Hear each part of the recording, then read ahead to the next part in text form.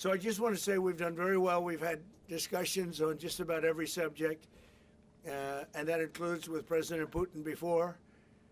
And we went into great detail, and we likewise went into great detail today. And it was an honor to have you at Mar-A-Lago and have lunch. I hope you enjoyed the food. Your people enjoyed the food, I can tell you that. You're big, strong people. Your general over there looks like central casting. I want to also, by the way, speaking of generals, we have a great general, General Zelenskyy, who is here someplace. Thank you, General. Thank you very much. He's great. So, Mr. President, maybe you want to say a few words, and then we'll speak over the next couple of weeks. We'll speak probably quite a bit, but we'll speak tomorrow. Thank you very much.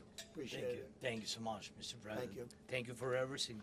Dear colleagues, first of all, I would like to thank President Trump for a great meeting at this amazing place in his home in Mar-A-Lago.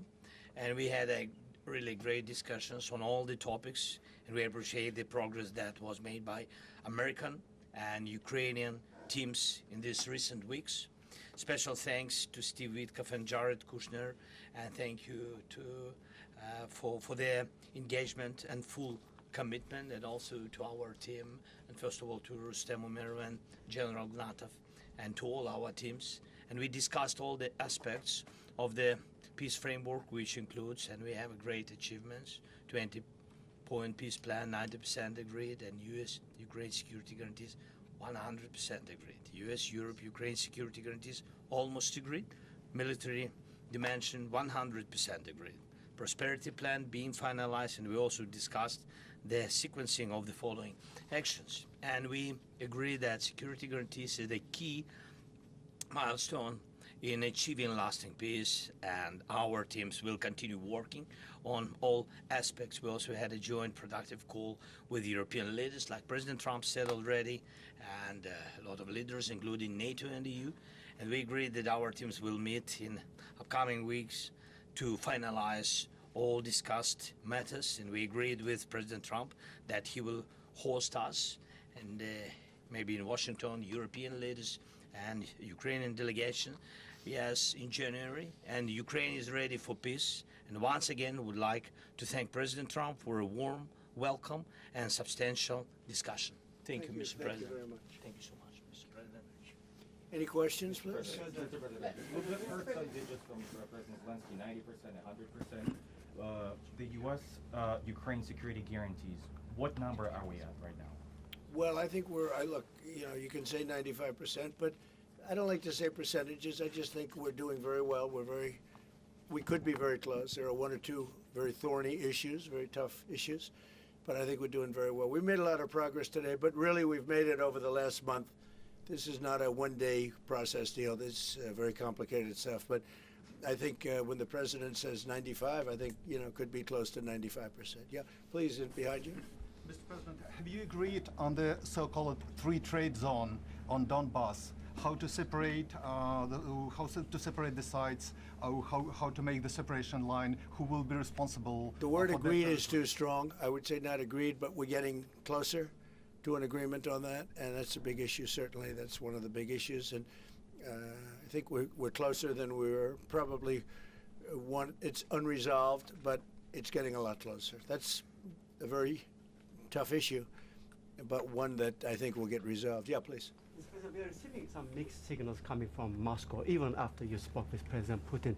Can you assure us that you have received written or any formal response from them? Well, what was the issue? You have to tell me. What did they say? So they are telling that Ukraine has to give up Donbas. Just very recent statement coming out. Well, that's what they've been asking for, and there's a dispute about that, so they're going to have to iron that out. That's an issue they have to iron out.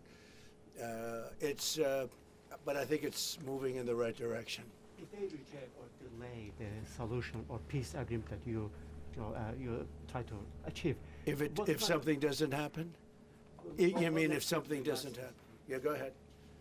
May I ask? No, go ahead. You're going to finish your question. Will there be any step that the United States be prepared? Well, we'll see. Look, we'll see. But I don't want to talk about that because I think we're getting pretty close. Yes, please. May I ask the President of Ukraine Please. about territorial question? Mr. President, what is your take on Donbas status? Are you prepared to see it as a free economic or demilitarized zone? No, we spoke about 20 points plan, and I'm happy that really our teams very close to results. And I agree with President Trump that our teams worked not one day and not one week, more than 1 month, beginning from Geneva, then 2 meetings in Miami, then we had Berlin, and now we have Mar-A-Lago. So this is a very difficult question. You know our position, so it's, we have to respect our law and our people, and we respect the territory which we control. And of course, our attitude is very clear. That's why President Trump said this is a very tough question. And of course, we have with Russians different positions on it. And have you discussed referenda about? No, when we speak about referendum, we spoke that it's one of the key. We can have referendum on any kind of points of this plan. I said that we can use referendum like for the plan, or we cannot use referendum. It's one of the key. We can use, this possibility of Parliament to vote according to the law or to have referendum. Doesn't matter. This referendum, if the plan will be very difficult for our society, very difficult, of course our society has to choose and has to vote, because it's their land, the land not of one person, it's the land of our nation for a lot of generations. They'll probably have to get their plan approved by Parliament or by referendum of the people. You would think that they want, I know they had a poll that it's 91% in favor of ending this war, so they want to end it like everybody wants. Russia wants it ended, everybody wants it ended, so, and we want it ended. I want it ended because I don't want to see so many people dying. We're losing, massive numbers of people, the biggest by far since World War II. So we want to see it ended, absolutely. President Yes. Trump, you said at the top that you plan to speak again tomorrow. Is that correct? I might. It depends on what happens tomorrow. If there's an additional something to add, otherwise there's no reason to. We're in the process. Jared and Steve are working very hard to get something done, and if there's something that comes up, I'd speak, but otherwise I don't think there's any reason to. In your mind, sir, what are the thorniest issues still unresolved after the? Well, I think the land you're talking about, some of that land has been taken. Some of that land is maybe up for grabs, but it may be taken over the next period of a number of months, and you're better off making a deal now. Look, let me tell you, they have been very brave. They fought very hard and continue to fight very hard and do tremendous damage. But Russia would like to see it end, and Ukraine would like to see it. And I think it's time to end.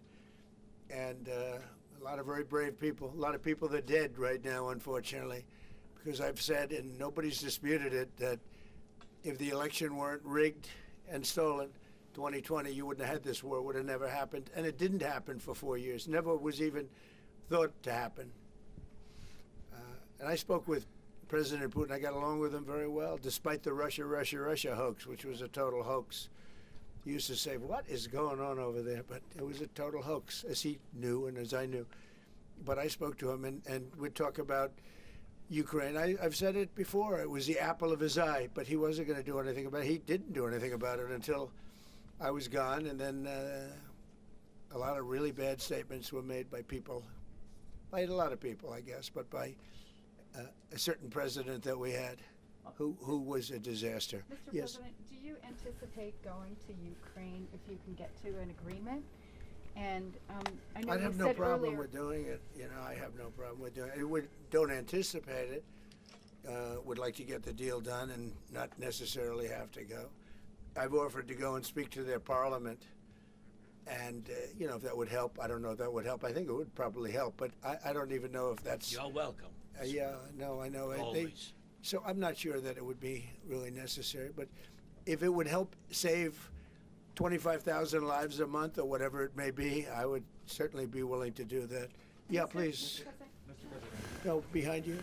And how about Where are you from? from Ukraine? Good, I had a feeling. Public broadcaster. Good. And how about Zaporizhzhya nuclear plant? Have you discussed this question? When what? Zaporizhzhya nuclear plant. Yeah, we discussed that at length today. As you know, it's in pretty good shape. It can start up immediately, almost immediately. And it's one of the things I discussed with President Putin. And they were talking about the nuclear plant. It's probably the biggest in the world, just about the biggest anywhere in the world. Can you believe that? And President Putin's actually working with Ukraine on getting it open. He's been very good in that sense. He wants to see that open. And he hasn't hit it with missiles, hasn't hit it with anything. It's a big danger to do that for everybody. But they're working together to try and get it. It can open very quickly. It's in pretty good shape. And the people there have been there for years. The people there running it. You know, they have 5,000 people in that plant. Can you believe it? I learned that today. 5,000 people. It's the biggest plant of its kind in the world. And they're working together to get it open. They could maybe get it open quickly. That's a big step when he's not bombing that plant. It's a big step. Mr. President, in the readout from Moscow, they talked about the creation of some working groups that Yes. would be set. Can you tell us about what those working groups Sure. would entail? And also, if you wouldn't mind, what is the message that you will give to Putin when you speak to him after your meeting? So here? the working group is going to be composed of Steve Witkoff, Jared Kushner, General Raisin Kane, Marco Rubio, and a few other people that we're going to be putting onto it. I think Pete Hegseth should be in that working group. He knows the territory very well. He's been fantastic at what he's doing. And they may add one or two people. And likewise, Ukraine's going to have some very good people that were at lunch today that enjoyed the lunch today a lot, more than they thought, right? But do you want to say who may be on your working group? Yeah, we now, as I said, that we work with Steve and Jared. We worked our Rustem Umerov and also Deputy Minister Kislitsa and also General Ignatov, and they will continue work in this group.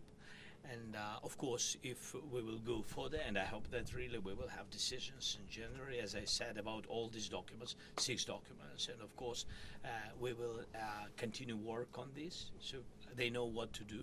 Yes. And that working group, by the way, importantly, will also then be working with Russia, okay? Because to work with ourselves doesn't really solve much of a problem. So they'll be working with Russia. Yeah, please.